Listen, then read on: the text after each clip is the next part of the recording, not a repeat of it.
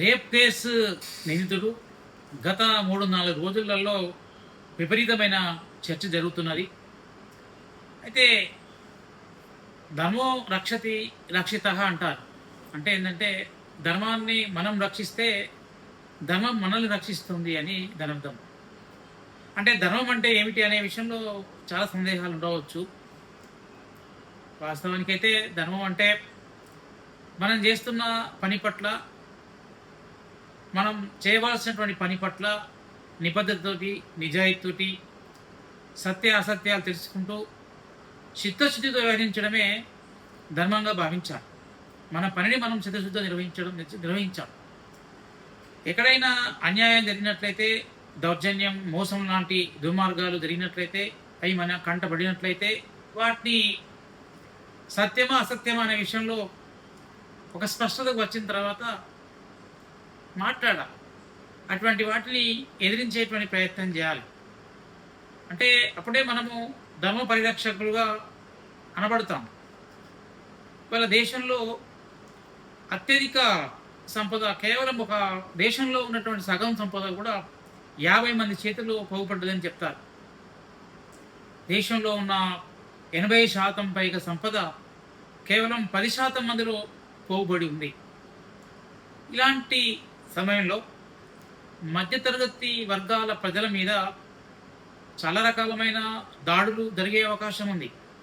ఎందుకంటే పెట్టుబడిదారు వ్యవస్థ పుణ్యమాని డబ్బు వ్యవస్థ సమాజంలోకి ప్రవేశించింది, హోదాలు ప్రవేశించాయి, చాలా రకాల ఆధిపత్యాలు సమాజంలో ప్రవేశించినాయి.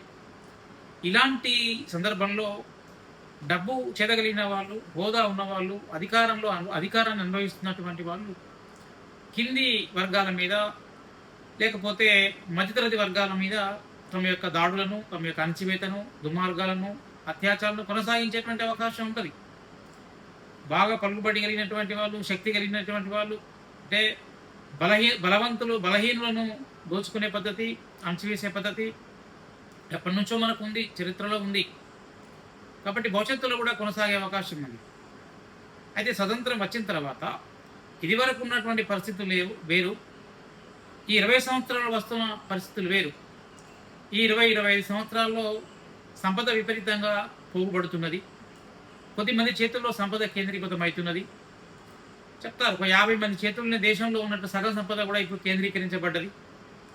దాదాపు ఒక 10-15% మధ్యలో జనం దగ్గరనే దాదాపు 80% సంపద పోగుపడేది. భూములు కావచ్చు, బంగ్లాలు కావచ్చు, తర్వాత పెట్టుబడులు ఏవైనా కావచ్చు, యంత్రాలు, మిషన్లు, కంపెనీలు, వ్యాపారాలు ఇవన్నీ కూడా కొద్దిమంది చేతుల్లో పోగుపడ్డాయి. ఇలాంటి సందర్భంలో అత్యధిక సంపద పోగుపడ్డ చేతుల్లోనే వాళ్ళ చేతుల్లోనే రాజ్యం ఉంటుంది, అధికారం ఉంటుంది, అన్నీ ఉంటాయి. కాబట్టి కింది వర్గాలను వాళ్ళు అణచివేసేటువంటి అవకాశం ఉంటుంది. అప్పుడు మామూలు ప్రజలకు లేదా మధ్యతరగతి వర్గాల ప్రజలకు భరోసా అనేటువంటిది వాళ్ళ యొక్క ధర్మ పరిరక్షణలోనే ఉంటుంది. అంటే ప్రజాస్వామ్యంలో అందరూ సమానులే కాబట్టి రాజ్యాంగం ప్రకారం అందరూ సమానంగా గౌరవించబడాలని మన రాజ్యాంగం చెప్తున్నది. ఇంతకాలంగా మనం కూడా నమ్ముతూ వస్తున్నాం, భావిస్తూ వస్తున్నాం. ఇలాంటి సందర్భంలో చట్టాలు అనేటువంటివి ఉన్న వాళ్ళ చుట్టాలుగా మారడం మనం చూస్తున్నాం. దీనికి మనము అన్యాయం జరిగినప్పుడు కనుక మనం నోరు విప్పే ప్రయత్నం చేయకపోతే, మాట్లాడేటువంటి ప్రయత్నం చేయకపోతే, ఇవాళ ఒకరికి అన్యాయం జరిగింది, రేపు ఇంకొకరు జరుగుతుంది, మరొక రోజు మన దాకా వచ్చేటువంటి అవకాశం కూడా ఉంటుంది. చూడండి, ఇవాళ పరిస్థితులు ఉన్నటువంటి పరిస్థితులు గమనించాలి. విద్య అంతా కూడా పేద విద్యార్థులందరూ కూడా ప్రభుత్వ పాఠశాలలో చదువుకుంటున్నారు. కొద్ది గొప్ప డబ్బులు ఉన్నటువంటి వాళ్ళు ప్రైవేట్ స్కూల్స్లో చదువుకుంటున్నారు, కాలేజీలో చదువుకుంటున్నారు.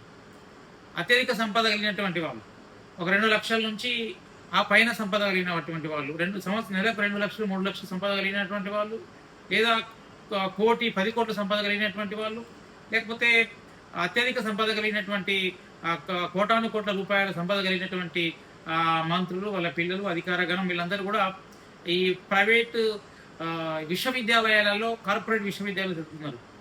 లక్షలాది రూపాయల ఫీజులు కట్టి చదువుతున్నారు. కోట్ల రూపాయల ఆస్తులు కలిగినటువంటి వాళ్ళ పిల్లలు, మామూలు ఒక 2 లక్షల 3 లక్షలు సంపాదించే వాళ్ళ పిల్లలందరూ కూడా ఒకటే కళాశాల ప్రాంగణంలో చదువుకుంటున్నారు ఇవాళ. ఈ సందర్భంలో ఈ మధ్యతరగతి వర్గాల ప్రజలు అంటే ఉన్నత మధ్యతరగతికి సంబంధించిన పిల్లలందరూ కూడా కార్పొరేట్ కాలేజీలలో, విశ్వవిద్యాలయాల్లో బాగా డబ్బున్న వరకు కొద్ది డబ్బున్న వర్గాలందరూ కలిసి చదువుకుంటారు.